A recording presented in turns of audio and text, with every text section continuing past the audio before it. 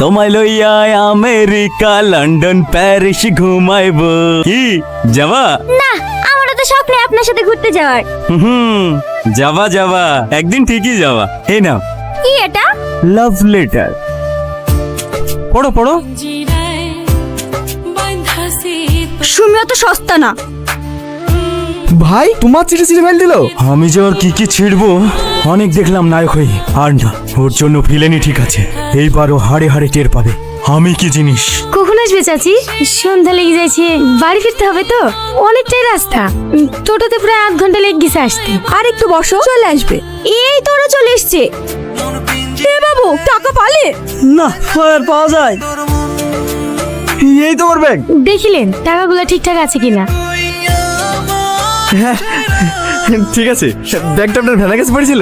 হ্যাঁ। তুমি টাকা ঘুরে দিতে এসছো? দেখো দিনি, তোর খোঁজ করে দেখে আমি ভাবছি হয়তো ভাটা ইট মিট কিনার লেগে এসছে। কত লোকই তো আসে, ওই পারে শামসুল এসে বাড়ি দেখিতে গেল। বসো মা বসো, এই টাকার টেনশনে তোমাকে যে এক কাপ চা করে দেবো সেটাও মাথায় নাই। যাও মা যাও, চা করলে আসো। না না, এমনিতে দেরি হয়ে গেছে, আমাকে আবার বাড়ি যেতে হবে। বসো তো।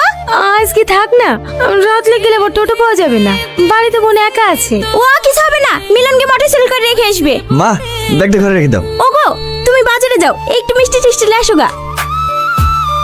আপনি আমাকে অনেক বড় বিপদের হাত থেকে বাঁচালেন। কি বলেছি, আপনাকে ধন্যবাদ দেবো।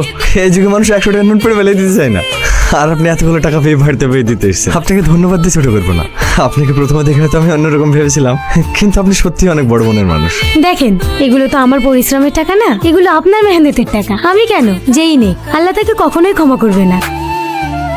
একটা কথা বলবো? হ্যাঁ বলেন। রাগ করবেন না তো? বলেন। আপনি যেমন সুন্দর, আপনার চিন্তাধারাও আপনার মতোই সুন্দর। এই নাও মা, লাড়ু খাও। তোমার বাড়ি কোথায় মা? জামালপুর। এই পলাশী জামালপুর? হ্যাঁ। জামালপুরেই তো আমার মায়ের বাড়ি। আনারুলকে চেনো? মস্তান আনারুল? না না, মস্ত হবে কেন? চোখের সামনে অন্যায় দেখলে প্রতিবাদ করে। হ্যাঁ, ওদেরকেই মস্তান বলে। অন্যায় করলে পুলিশের শাস্তি দেবে। তোমার ভাই পুলিশ নাকি? আনারুল চাচা আপনার ভাই হয়? হ্যাঁ। তোমার আব্বুর নাম কি? খোকন বিশ্বাস। খোকনের মেয়ে তুমি? কত বড় হয়ে গেছো, সেই ছোট দেখতে দেখেছি। তোমার আব্বার ট্রাক্টরে পা ভেঙেছিল না, ভালো হয়ে গেছে?